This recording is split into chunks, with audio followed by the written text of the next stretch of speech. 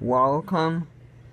Welcome to today's video. This is Hurricane Ignacio, and still maintaining its own, even though it's at a really high latitude. It's really the third storm in the last 2 years to reduce after Hurricane Julio and Hurricane Ana from last year. It kind of almost feels normal now to have a high latitude of a hurricane at like 30.5 N.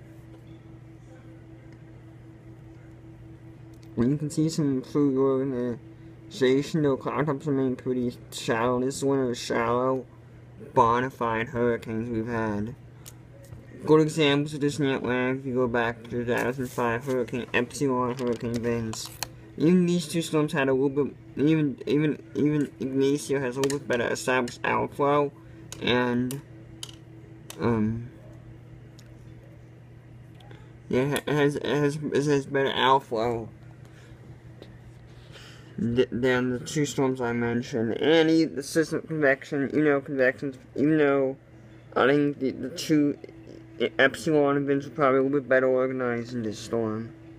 I mean, the CPHE has had 60 knots, which makes little sense given the strong winds detecting this rapid scat pass.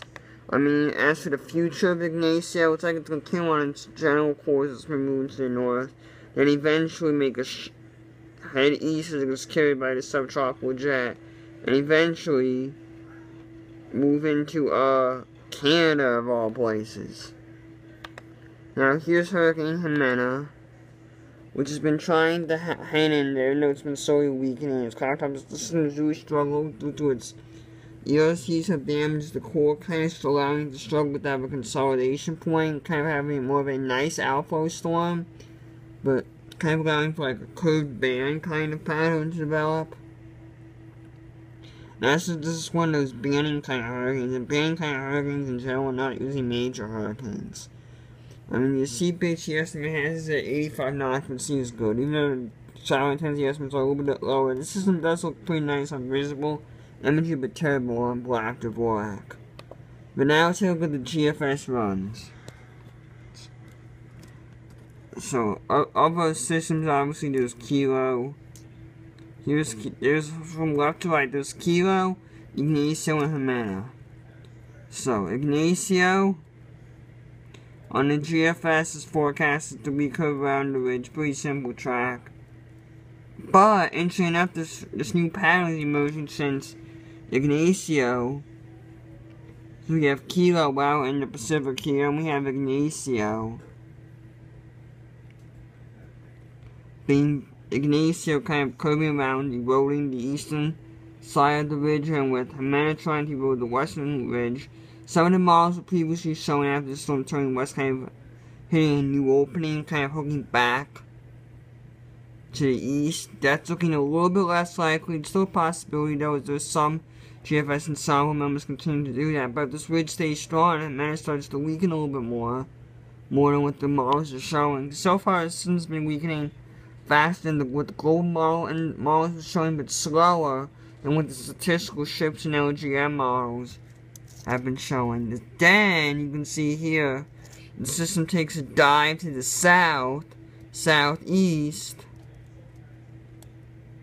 and puts Hawaii back into play, while also developing a couple systems. GFS also starts developing a couple systems out here near the international date line that's going to actually get hooked on by the ridge that you can see. Another ridge here forms, creating kind of a weakness here. But at least at this point, this ridge is strong enough. This is strong enough for, at least at the present time, for a minute to erode the ridge and kind of go west-northwest and eventually hook back to the east like Ignacio, kind of, at least in this current model run, kind of has these two systems down here that I'm not sure if they'll be Western or Central Pacific names. Central Pacific name, the next name to be used is Malaya.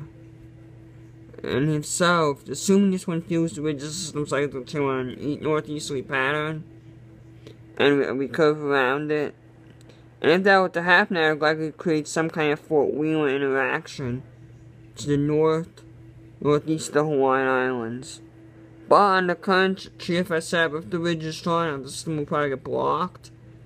Like we've seen a few storms in the Atlantic do before, And it could potentially die southward, maybe even so far southward that it could affect Hawaii, but I still put it as a little bit unlikely.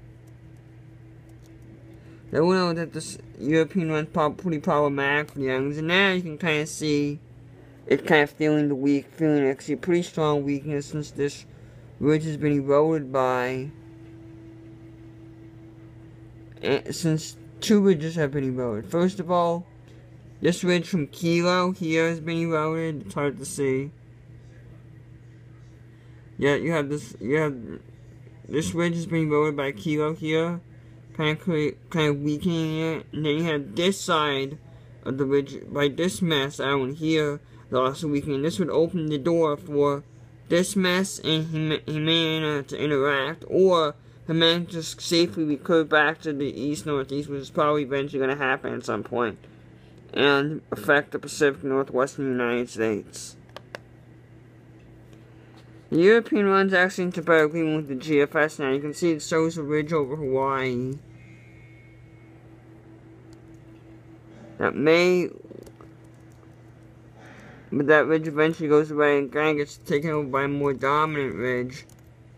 But actually a pretty dominant ridge to the north, and it doesn't have Ignacio eroding it too much.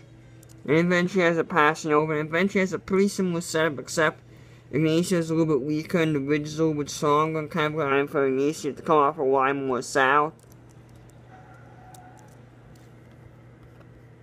And even then it appears that the day 10 it gets hooked back into the Western Pacific mess, because there's still a very strong weakness here, at least partially induced by Q. So the GFS and European are disagreement on this setup, and they have been. GFS and Europeans since really the Kilo disaster have actually been in pretty good agreement with each other.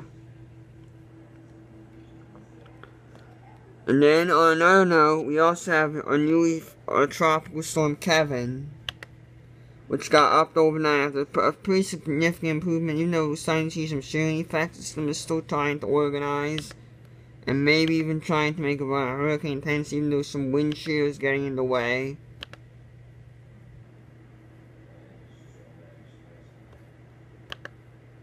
I mean, this intensity is tough to assassinate with the very wide estimates, with this rapid scat and A-scat passes not having a good grip on the structure, and not only do they not have a very good grip on the structure, the satellite estimates TAFB, SAB, T have all been very far apart. This is very tough to determine, but I definitely think that based on microwave presentation, the 60 or 65 knot intensity is probably a little bit more reasonable than the 50 knot intensity Yangtze has. It's actually put up a pretty nice intensification overnight, and so it's pretty something that's worth an eye on. So it's actually kind of a nice, cute little storm, even though Kevin's likely to fizzle out and eventually turn west under the westerly steering flow. Anyhow, that's it for now. Hope you guys enjoyed this. Bye!